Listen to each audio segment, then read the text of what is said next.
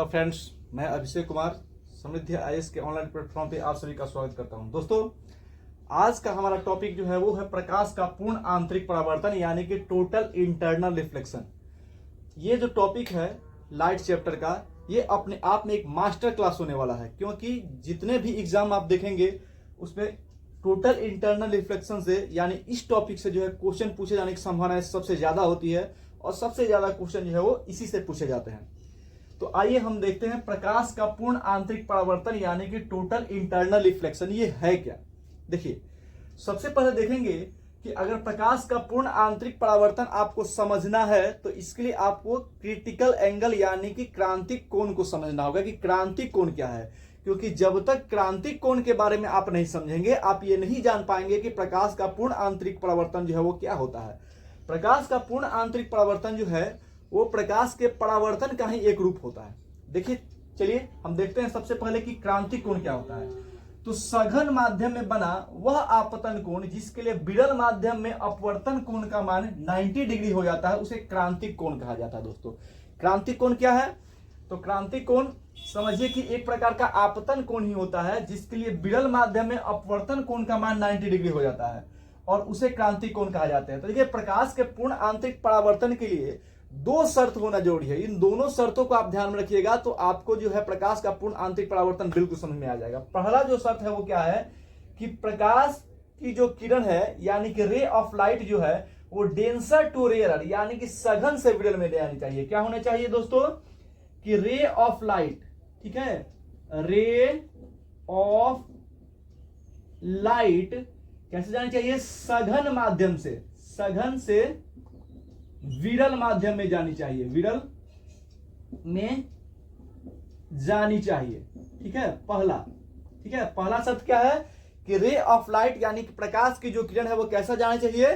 तो denser to rare जानी चाहिए यानी कि सघन माध्यम से विरल माध्यम में जानी चाहिए। जब प्रकाश की किरण सघन माध्यम से विरल माध्यम में जाएगी तो ही प्रकाश का पूर्ण आंतरिक परावर्तन होगा। ये पहला शर्त है। दूसरा शर्त क्या है? तो दूसरा जो शर्त है, दूसरा शर्त है जो कि अभी हमने बताया क्रिटिकल एंगल के बारे में, आपतन कोण के बारे में, कि क्रिटिकल एंगल, ठीक है, क्रिटिकल एंगल से आपतन कोण का मान जो है वो बड़ा होना चाहिए यानी कि angle I is greater than angle C. ठीक है, angle I is greater than angle C यानी कि क्रांतिक कोण का मान जो है वो आपतन कोण से क्या होना चाहिए? ज्यादा होना चाहिए। यानी कि आपतन कोण का मान जो है वो क्रिटिकल एंगल यानी कि क्रांतिक कोण से ज्यादा होगा तो ही प्रकाश का पूर्ण आंतरिक परावर्तन होगा। तो इसलिए आपको क्रांतिक कोण का जानना जो है वो जरूरी हो जाता है। देखिए, तो क्रांतिक कोण क्या है? सघन माध्यम में बना हुआ आपतन कोण जिसके लिए विरल माध्यम में अपवर्तन कोण का मान 90 डिग्री हो जाता है उसे क्रांतिक कोण कहा जाता है। तो चलिए अब यहां पर ध्यान दीजिए। देखिए, ये हो गई, ये हुई प्रकाश की किरण, ये प्रकाश की किरण जो है और ऊपर जो है माध्यम हो गया, ये सघन माध्यम हो गया और दोस्तों ये हो गया विरल माध्यम। तो जब प्रकाश की किरण सघन माध्यम से विरल माध्यम में जाती है तो क्या होता है? आपको पिछले क्लास में प्रकाश का जब अपवर्तन हमने पढ़ाया था तो हमने बताया था क्या कि जब प्रकाश की किरण सघन माध्यम से विरल माध्यम में जाती है तो अविलंब से दूर जाती है और प्रकाश की किरण अगर विरल माध्यम से सघन माध्यम में जाती है तो क्या होती है? अविलंब के नजदीक आती है। तो यहाँ पे प्रकाश की किरण क्या हो रही है? सघन माध्यम से विरल माध्यम में जा रही है। तो सघन माध्यम से प्रकाश की किरण जब विरल माध्यम में जाएगी तो क्या होगी? ये अविलंब से जो है वो क्या होगी? दूर जाएगी, ये अविलंब से दूर जाएगी।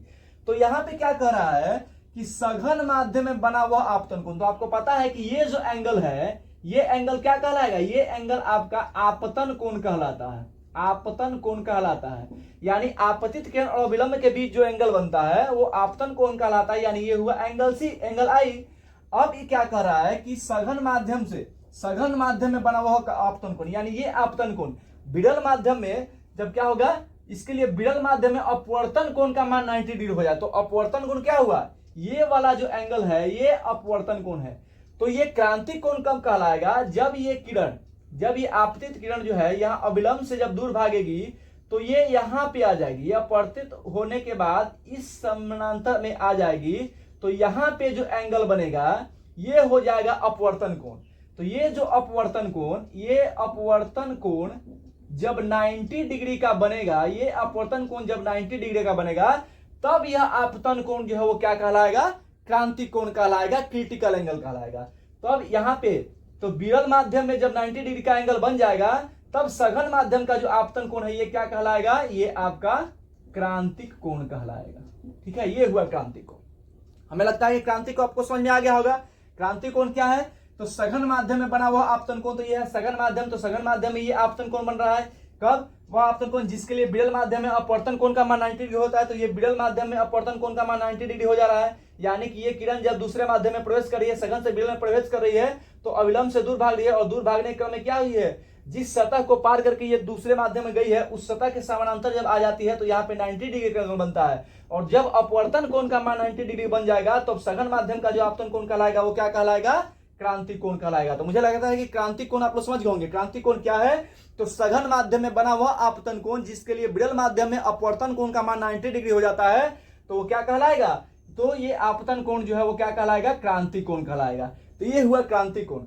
अब देखिए प्रकाश का पूर्ण आंतरिक परावर्तन क्या है, तो आपतन कोण का मान क्रांतिक कोण से थोड़ा अधिक करने पर, अब ध्यान दीजिएगा, ये हो गया आपका आपतन कोण, ठीक है, ये हुआ आपतन कोण, और जब यहाँ पे 90 डिग्री का एंगल बनेगा तब ये क्या हो जाएगा, यही कोण जो है वो क्या कहलाएगा, क्रांतिक कोण कहलाएगा। तो कह रहा है कि आपतन कोण का मान क्रांतिक कोण से थोड़ा अधिक करने पर, जब यहाँ पे 90 डिग्री का एंगल बन रहा है, तो इस आपतन कोण का मान थोड़ा अधिक करने पर, इसके लिए आपको एक और मैं चित्र बना रहा हूं, देखिएगा, ध्यान दीजिएगा। इसके लिए आपको एक और चित्र में बना रहा हूं, यहां ध्यान दीजिएगा। देखिए ये हो गया आपका अविलंब, ठीक है, ये आपतित किरण हुई। तो यहाँ पे 90 डिग्री का एंगल है, इस किरण को थोड़ा और अब क्या करेंगे आप, ये अविलंब है और यहाँ पे 90 डिग्री का एंगल बन रहा है। तो यहाँ पे जब 90 डिग्री का एंगल बन रहा है, तो ये हो गया आपका 90 डिग्री का एंगल, और ये हो गया आपका आपतन कोण। ध्यान दीजिएगा, ये हुआ आपतन कोण, और जब यहाँ पे 90 डिग्री का एंगल बन रहा है, तो यही आपतन कोण क्या कहलाएगा, क्रांतिक कोण कहलाएगा, क्रांतिक कोण। तो ये आपतन, ये क्रांतिक कोण कब होगा, जब यहाँ पे 90 डिग्री का एंगल बनेगा तब होगा। तो अब इसका मान थोड़ा सा हम बढ़ा रहे हैं, क्या कर रहा है कि आपतन कोण का मान क्रांतिक कोण से थोड़ा अधिक कर दें, यानी इस किरण को थोड़ा और नीचे अगर हम करते हैं, इस किरण को क्या करेंगे, थोड़ा और नीचे करेंगे, तो ये मान जो है वो बढ़ जाएगा।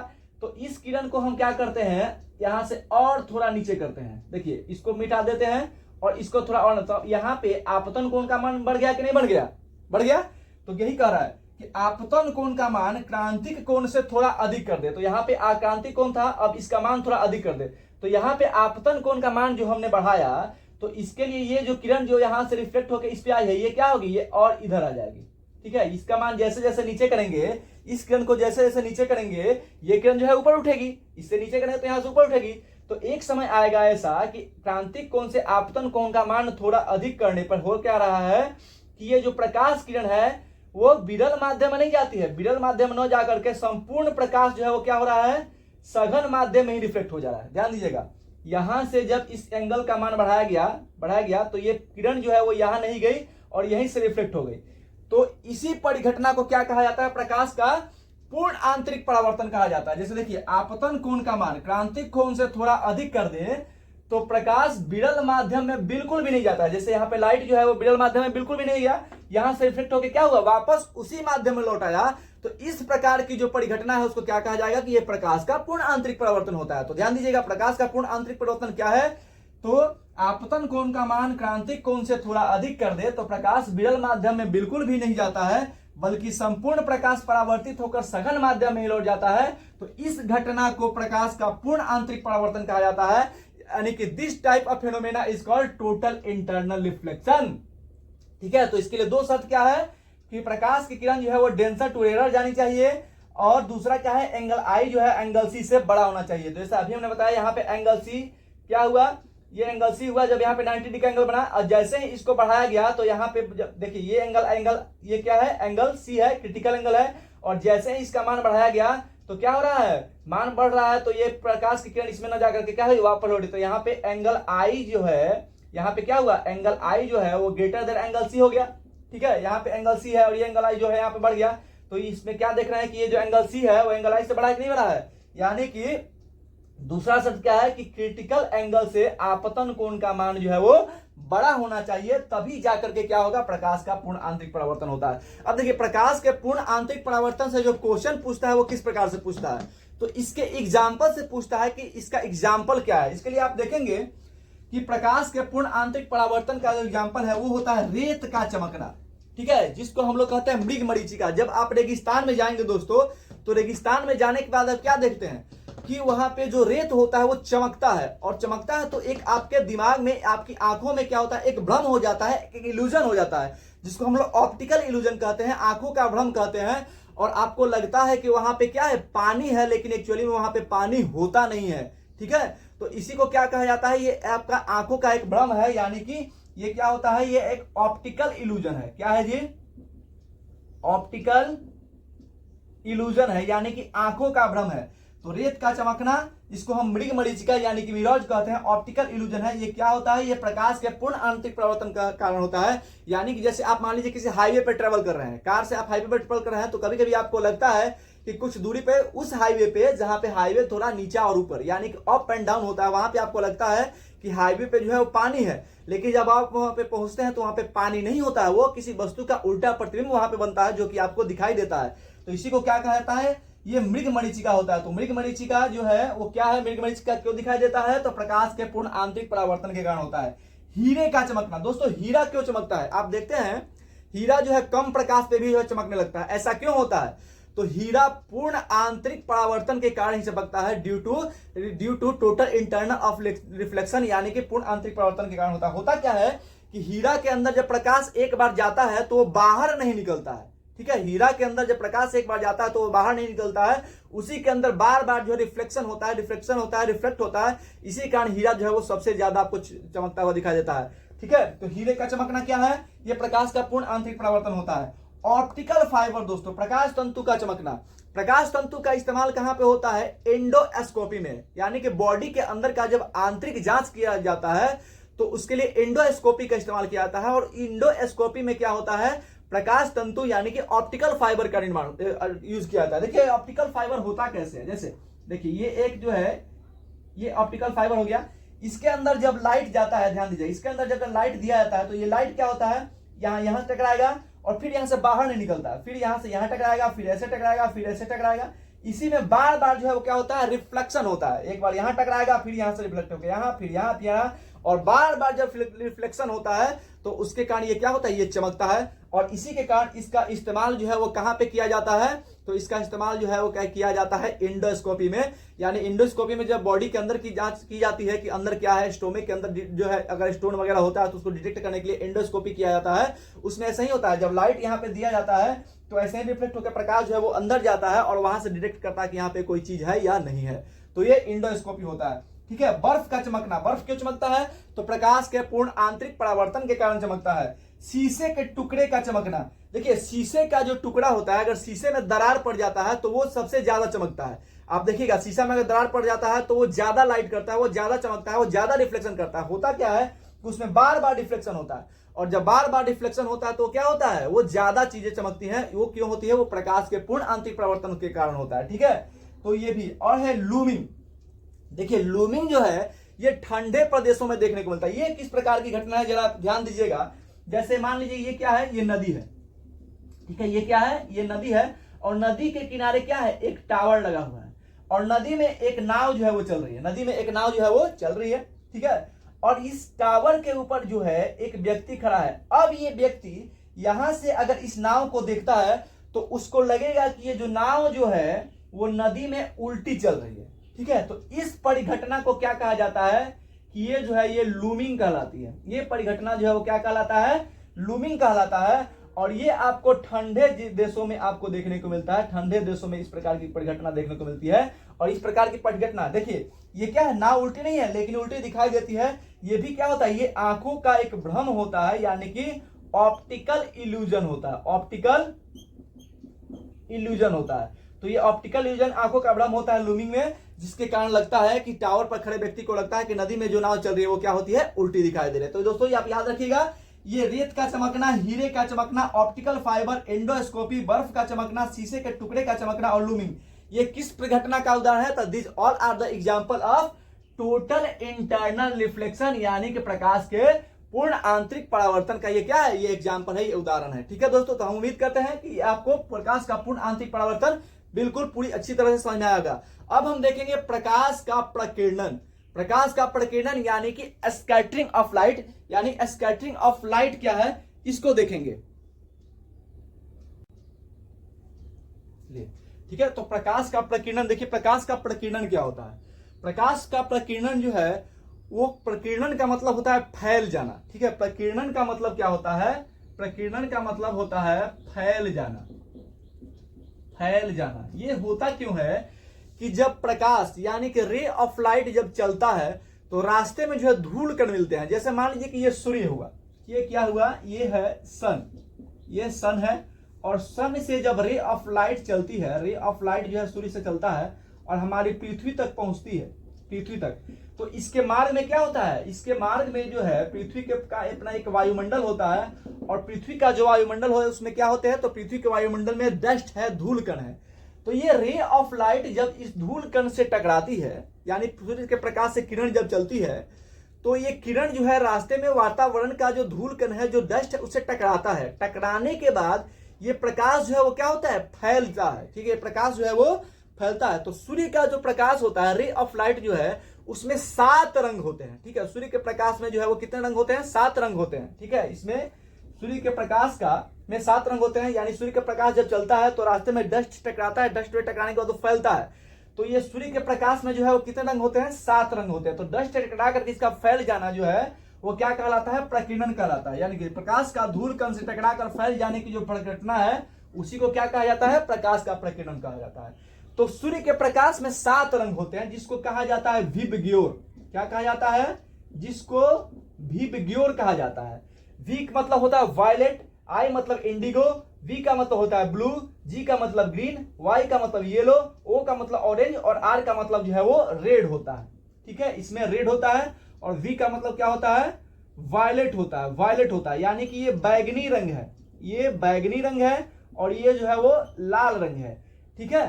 तो इसमें आप देखेंगे कि जो प्रकीर्णन होता है वो सबसे अधिक प्रकीर्णन किसका होता है, तो बैगनी जो रंग है उसका प्रकीर्णन सबसे अधिक होता है, जबकि रेड रंग का जो प्रकीर्णन है वो क्या होता है, सबसे कम होता है। तो देखिए ये डिपेंड करता है तरंग दैर्ध्य पे। जिस रंग का तरंग दैर्ध्य ज्यादा होता है उसका प्रकीर्णन जो है वो कम होता है, और जिस रंग का तरंग दैर्ध्य कम होता है उसका प्रकीर्णन जो है वो ज्यादा होता है। तो लाल रंग का जो है, लाल रंग का तरंग दैर्ध्य जो है इसका ज्यादा होता है, लाल का तरंग दैर्ध्य जो है वो क्या होता है, ज्यादा होता है। इसी के कारण लाल रंग का इस्तेमाल जो है खतरे वाले जगह पे किया जाता है, क्योंकि इसका तरंग दैर्ध्य ज्यादा होता है, ये दूर तक ट्रेवल करता है। जबकि बैगनी रंग का तरंग दैर्ध्य जो है वो क्या होता है, कम होता है। इसका जो है तरंग दैर्ध्य, बैगनी का तरंग दैर्ध्य जो है वो क्या होता है, कम होता है। तो ध्यान देने वाली बात है कि जिसका तरंग दैर्ध्य कम होगा उसका प्रकीर्णन जो है वो ज्यादा हो जाएगा। देखिए इसका प्रकीर्णन का क्रम मैं बता देता हूं कि सूर्य के प्रकाश के जो 7 रंग है इसका प्रकीर्णन का क्रम क्या है। तो सबसे ज्यादा प्रकीर्णन जो है वो किसका होता है, बैगनी का, ठीक है। सबसे ज्यादा प्रकीर्णन किसका होगा, बैगनी का यानी कि वायलेट का। उसके बाद इंडिगो का यानी कि जामुनी का। इसके बाद किसका होगा, जामुनी का। जामुनी के बाद किसका होगा, नीला का। नीला के बाद किसका होगा, हरा का। हरा के बाद किसका होगा, पीला का। पीला के बाद नारंगी, नारंगी, और उसके बाद लाल, ठीक है। ये प्रकीर्णन का क्रम है। सबसे अधिक बैगनी का, ठीक है, उसके बाद जामुनी का, फिर नीला का, फिर हरा का, फिर पीला का, फिर नारंगी का, और फिर लाल का। यानी कि सबसे ज्यादा तरंग दैर्ध्य किसका होता है, बैगनी, सबसे ज्यादा प्रकीर्णन किसका होता है, तो बैगनी का।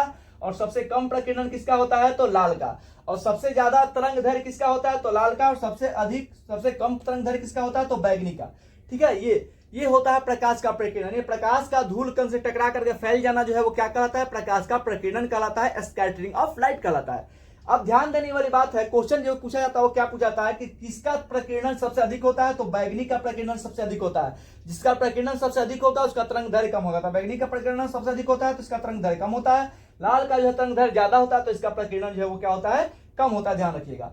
देखिए अब ये जो सनलाइट, सूर्य के प्रकाश जो है आ रहा है यहां से टकरा करके, तो देखिए स्कैटरिंग ऑफ लाइट कब होगा, जब रास्ते में डस्ट मिलेंगे तभी इसका प्रकीर्णन होता है। तो इसका उदाहरण क्या होगा, आकाश का रंग, आकाश का नीला दिखाई देना। क्वेश्चन पूछा था आकाश का रंग जो है वो नीला क्यों दिखाई देता है, तो आकाश का रंग नीला इसलिए दिखाई देता है प्रकाश के प्रकीर्णन के कारण। प्रकाश में के, सूर्य के प्रकाश में कितने रंग है, 7 रंग है। तो 7 रंग जो है ये पृथ्वी तक नहीं पहुंच पाते हैं। इस 7 रंग में VIB जो विव है, ये जो विव है इसका प्रकीर्णन जो है वो सबसे अधिक होगा। अभी आपने देखा कि बैगनी का जो है प्रकीर्णन सबसे अधिक होता है। तो आप कहेंगे कि सर अगर बैगनी का प्रकीर्णन सबसे ज्यादा होता है तो आकाश का रंग जो है बैगनी दिखाई देता है। बिल्कुल देना चाहिए लेकिन नहीं होता है। ऐसा इसलिए नहीं होता है कि भीम यानी कि बैगनी, जामुनी और नीले का जो प्रकीर्णन होता है वो पहले ही होता है। जब सनलाइट चलता है तो रास्ते में जो मिलते हैं धूलकण, तो ये पहले ही प्रकीर्णित हो जाता है। जिनका तरंग दैर्घ्य कम होता है और प्रकीर्णन ज्यादा होता है वो डस्ट टकराने के बाद पहले ही क्या होते हैं, फैल जाते हैं। तो ये VIB यानी कि कौन से, तो VIB यानी कि वीव जो होते हैं यानी कि बैगनी, इंडिगो और ये ब्लू, यानी कि बैगनी रंग का, जामुनी रंग का और नीला रंग का प्रकीर्णन पहले ही हो जाता है। तो बैगनी और जामुनी का जो संयुक्त प्रभाव होता है वो नीले की रंग की तरह होता है, इसीलिए आकाश जो है वो नीला दिखाई देता है। यानी कि सन रे ऑफ लाइट जो है वो डस्ट टकराने के बाद आकाश में फैल जाता है, जिसमें कौन से रंग, तो VIB यानी कि बैगनी, जामुनी और नीले रंग का प्रकीर्णन जो है वो ऊपर वायुमंडल में आकाश में ही हो जाता है, जिसके कारण जो है आकाश जो है वो क्या होता है, नीला दिखाई देता है। उसके बाद इनका जो है क्या होता है, VIB का प्रकीर्णन जो है वो सबसे ज्यादा होता है। प्रकीर्णन क्या होता है, इनका मैक्सिमम होता है, और इनका तरंग दैर्घ्य जो होता है वो क्या होता है, इनका तरंग दैर्घ्य जो है वो क्या होता है, कम होता है, मिनिमम होता है, इसलिए ऊपर ही फैल जाते हैं। इसके बाद बात करेंगे जियो की, जिसमें क्या हो गया, ग्रीन हो गया, येलो हो गया और नारंगी हो गया। इनका क्या होता है, इनका तरंग दैर्घ्य जो है मध्यम तरंग दैर्घ्य होता है। इनका जो है मध्यम तरंग दैर्घ्य होता है। तो ये जो है मध्यम तरंग दैर्घ्य होता है, तो ये आगे तक ट्रेवल करते हैं, लेकिन ये भी ऊपर ही क्या होते हैं, प्रकीर्णित हो जाते हैं। लेकिन जो लाल है, इसका रेड जो है यानी कि लाल रंग जो है, इसका तरंग दैर्घ्य क्या होता है, इसका तरंग दैर्घ्य जो है सबसे ज्यादा होता है, लेकिन इसका प्रकीर्णन कम होता है। यही कारण है कि लाल रंग जो है, सूर्य से 7 रंग चलते तो हैं, लेकिन पृथ्वी तक जो है वो केवल लाल रंग पहुंचता है। ठीक है, क्योंकि लाल रंग का तरंग दैर्घ्य सबसे ज्यादा होता है और बाकी जो रंग जो है वो ऊपर ही क्या होते हैं, प्रकीर्णित हो जाते हैं, स्कैट हो जाते हैं, वायुमंडल में जो है वो फैल जाते हैं। तो इसी के कारण लाल रंग का प्रकीर्णन सबसे ज्यादा होता है और सूर्य का प्रकाश जब पृथ्वी तक पहुंचता है। तो देखिए ये क्वेश्चन पूछता है कि सूर्योदय एवं सूर्यास्त के समय सूर्य का लाल दिखाई देना क्यों। तो सूर्योदय और सूर्यास्त के समय सूर्य लाल दिखाई देता है, इसका कारण जो है वो प्रकाश का क्या है, प्रकीर्णन है। क्योंकि सूर्योदय की, यहाँ पे ध्यान दीजिएगा, ये हमारी पृथ्वी हो गई, ये सूर्योदय के समय का, और ये सूर्यास्त के समय का सूर्य हो गया। ये हो गया सूर्यास्त के समय, ठीक है, ये सूर्यास्त का समय हो गया, और ये हो गया सूर्योदय का समय। देखिए ध्यान दीजिएगा, सूर्योदय और सूर्यास्त के समय सूर्य के प्रकाश को पृथ्वी तक आने में ज्यादा डिस्टेंस कवर करना पड़ता है, ज्यादा डिस्टेंस कवर करना पड़ता है, जिसके कारण होता क्या है कि जो सूर्य से 7 रंग चलते हैं, सूर्य के प्रकाश में जो 7 रंग होते हैं वो पृथ्वी तक नहीं पहुंच पाते हैं, क्योंकि इसको ज्यादा डिस्टेंस कवर करना होता है। सारे रंग जो है वो ऊपर ही वायुमंडल में क्या होते हैं, फैल जाते हैं, लेकिन लाल रंग का तरंग दैर्घ्य ज्यादा होने के कारण वो पृथ्वी तक पहुंच जाता है। यही कारण है कि पृथ्वी पर से देखने में सूर्योदय और सूर्यास्त के समय सूर्य जो है वो लाल दिखाई देता है। कारण क्या होता है कि सभी रंग जो है वो वायुमंडल में जो है प्रकीर्णित हो जाते हैं, फैल जाते हैं, केवल लाल रंग पृथ्वी तक पहुंचता है, इसलिए सूर्य जो है वो लाल दिखाई देता है। लेकिन अगर दोपहर के समय देखिएगा तो दोपहर के समय सूर्य से पृथ्वी की दूरी जो है क्या होती है, वो कम हो जाती है। सूर्य जो है हमारे ऊपर आ जाता है तो वहां से डिस्टेंस कम हो जाता है। तो यही कारण है कि सूर्य दोपहर के समय वो सारे प्रकाश जो है वो पृथ्वी तक पहुंच जाते हैं, क्योंकि डिस्टेंस कम कवर करना होता है और सब प्रकाश पृथ्वी तक आ जाते हैं। इसलिए दोपहर के समय जो सूर्य है वो क्या होता है, व्हाइट यानी कि सफेद दिखाई देता है, यही कारण होता है। तो अगर क्वेश्चन पूछा जाए कि सूर्योदय और सूर्यास्त के समय सूर्य का लाल दिखाई देना किस कारण होता है, तो स्कैटरिंग ऑफ लाइट यानी कि प्रकाश के प्रकीर्णन के कारण होता है। तीसरा है अंतरिक्ष का काला दिखाई देना। देखिए ध्यान दीजिएगा, अंतरिक्ष जो है वो काला दिखाई देता है। ऐसा क्यों, क्योंकि वहां पे एटमॉस्फेयर नहीं होता है, वहां पे वायुमंडल नहीं होता है। तो जहां पे वायुमंडल नहीं होगा वहां पे डस्ट नहीं होंगे, वहां पे धूल कण नहीं होगा, और धूल कण नहीं होने के कारण जो है प्रकाश वहां से जो है प्रकीर्णित नहीं होता है। यही कारण है कि अंतरिक्ष को देखिएगा तो अंतरिक्ष जो है वो काला दिखाई देता है। यानी कि प्रकाश के प्रकीर्णन के लिए किसका होना जरूरी है, तो डस्ट का होना जरूरी है, धूल कण का होना जरूरी है, क्योंकि प्रकाश की किरण धूल कण से टकराती है तभी जाकर के वो फैलती है, और इस परिघटना को प्रकाश का प्रकीर्णन कहा जाता है। और प्रकाश के प्रकीर्णन में सूर्य के प्रकाश में 7 रंग होते हैं, जिसमें बैगनी का प्रकीर्णन सबसे ज्यादा, जबकि रेड का प्रकीर्णन सबसे कम होता है, और रेड का तरंग दैर्घ्य सबसे ज्यादा, जबकि बैगनी का तरंग दैर्घ्य जो है सबसे कम होता है। यही से क्वेश्चन पूछे जाएंगे। याद रखिएगा, आकाश का नीला होना, सूर्योदय और सूर्यास्त के समय सूर्य का लाल दिखाई देना और अंतरिक्ष का काला दिखाई देना, ये सारी परिघटना जो है वो प्रकाश के प्रकीर्णन के कारण होती है दोस्तों।